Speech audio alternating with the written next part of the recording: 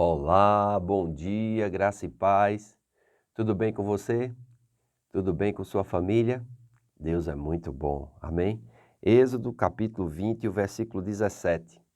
Olha que interessante o que está no decálogo, o que Deus entrega a Moisés. Não cobiçarás a casa de teu próximo, não cobiçarás a mulher de teu próximo, nem o seu servo, nem a sua serva, nem o seu boi, nem o seu jumento, nem coisa alguma que pertença ao seu próximo. É muito importante nós entendermos isso, amém? A cobiça é um desejo desenfreado que está no interior do homem. Naquele que não é nascido de novo, ele é possuído de cobiça, porque ainda não tem o Espírito de Deus, ainda não teve a experiência do novo nascimento. Então, muitas vezes, esse homem ele deseja ter e ele se define por aquilo que tem, ou é definido pelo que tem, e não pelo que é. Após o novo nascimento, nós precisamos entender que no nosso espírito tudo é feito novo, mas existe ainda a nossa natureza caída, que é chamada de carne. E a carne, ela tem essa inclinação para a cobiça, né? Tiago vai falar sobre isso, falando que nós devemos resistir a essas coisas, a essas paixões que ardem no nosso interior. Porque se nós não resistirmos a essas coisas e nos entregarmos à dissolução, nós vamos nos ver lutando contra Deus. Você pode abrir comigo Tiago, capítulo 4, versículo 1, diz assim: De onde vêm as guerras e pelejas entre vós? Porventura não vem disto, a saber, dos vossos deleites, que nos vossos membros guerreiam? Versículo 2, ele diz: Cobiçai e nada tendes. Sois invejosos e cobiçosos e não podeis alcançar. Combateis e guerreais e nada tendes porque não pedis. Pedis e não recebeis porque pedis mal, para gastardes em vossos deleites. Adúlteros e adúlteras, não sabeis vós que a amizade do mundo é inimizade contra Deus? Porque qualquer que quiser ser amigo do mundo, constitui-se inimigo de Deus. Olha, é interessante que ele está falando aqui para aquelas igrejas que foram dispersas, ou seja, para as pessoas que já tiveram a experiência do novo nascimento. E ele chama essas pessoas que se deixam levar pela cobiça, que se deixam levar pela carne, de adúlteros, porque estão traindo Deus por desenvolver amizade com o sistema do mundo. Paulo já em Romanos capítulo 12, ele diz que nós não devemos nos amoldar ao sistema do mundo, mas devemos passar pela transformação da renovação da nossa mente ou da nossa alma, para que nós possamos desfrutar da boa, agradável e perfeita vontade de Deus. Então, você que nasceu de novo, eu que nasci de novo, nós precisamos ter muito cuidado para colocar a carne no lugar dela. E nossa carne deve ser crucificada, amém? Esse aí é o grande desafio de todo cristão, viver pelo Espírito, andar no Espírito. Alguém pode perguntar, mas pastor, por que Deus não fez a obra toda? Eu acredito, né, na minha compreensão, que a carne ela lida com a questão de comportamentos, de sentimentos que são alimentados ainda na vida. Veja bem, eu vejo algumas pessoas que elas têm problemas gravíssimos na carne, mas porque são crentes, elas se acham melhor do que os outros. Elas se acham como se já tivessem completas, como se não precisassem de nada. E a realidade não é assim. Então, a carne muitas vezes faz com que essa pessoa se acorde e seja humilde e busque a Deus. É isso que Tiago está dizendo aqui. Em contraste à sabedoria divina, que produz uma atmosfera de paz, na qual crescerá a semente da justiça, a sabedoria terrena provoca o conflito interpessoal crônico. A fonte é uma natureza contenciosa e egoísta. Adúlteros e adúlteras são termos metafóricos no Antigo Testamento, para aqueles que violam seus votos de amar e servir a Deus, e em vez disso, seguem seus ídolos.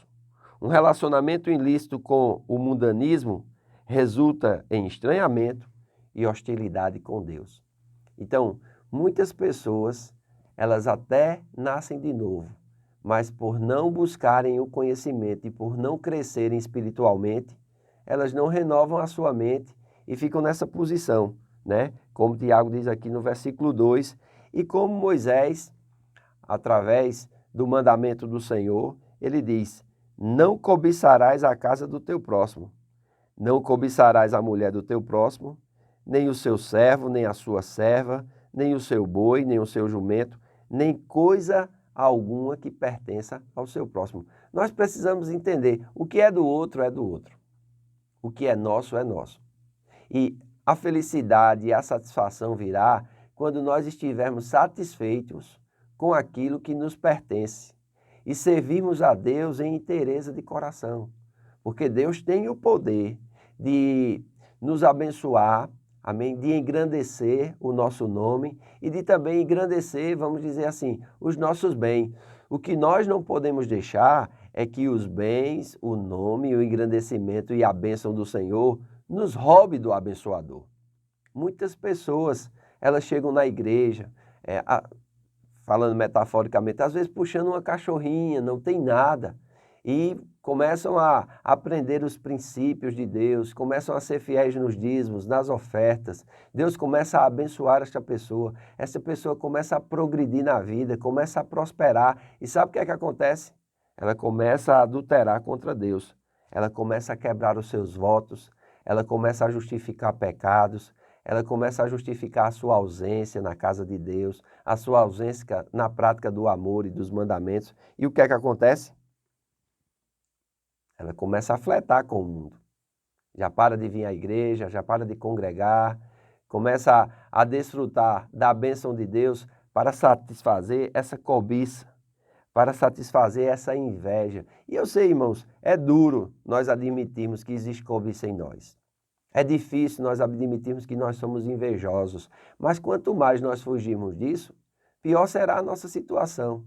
É melhor reconhecer logo, se humilhar na poderosa mão de Deus, amém? Porque do versículo 4 ao versículo 10 de Tiago, Deus receberá o adúltero que retorna com humildade, submetendo-se a Deus e não ao diabo. É interessante, Tiago, ele vai trazer, vamos dizer assim, essa necessidade para que o cristão, ao invés de andar na sabedoria humana cheia de presunção, cobiçando tudo aquilo que é do outro, insatisfeito com aquilo que ele tem, a se arrepender com humildade. Amém? Versículo 8, versículo 7, ele diz assim, olha, sujeitai-vos, pois, a Deus, resisti ao diabo e ele fugirá de vós. É o diabo que fomenta essa cobiça que existe muitas vezes na nossa carne. Amém?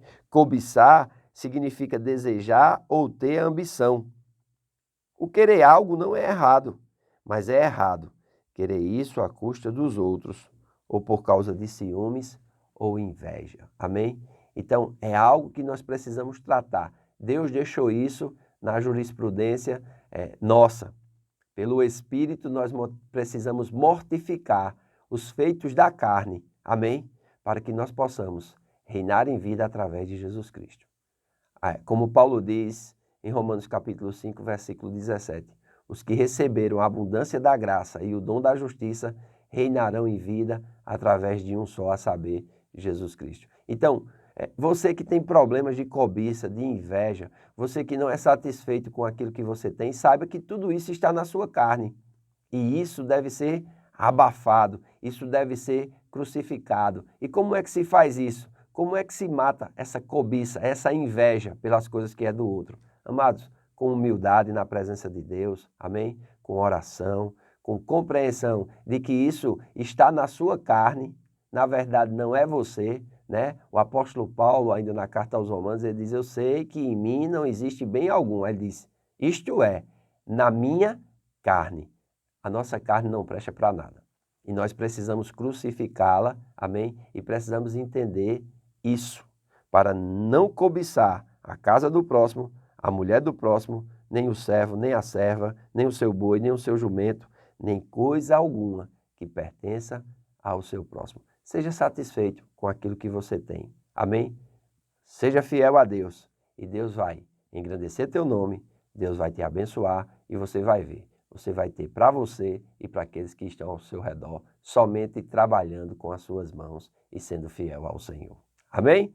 Que Deus te abençoe, que você tenha um dia abençoado na presença do Senhor. Lembre-se, em Cristo somos mais que vencedores.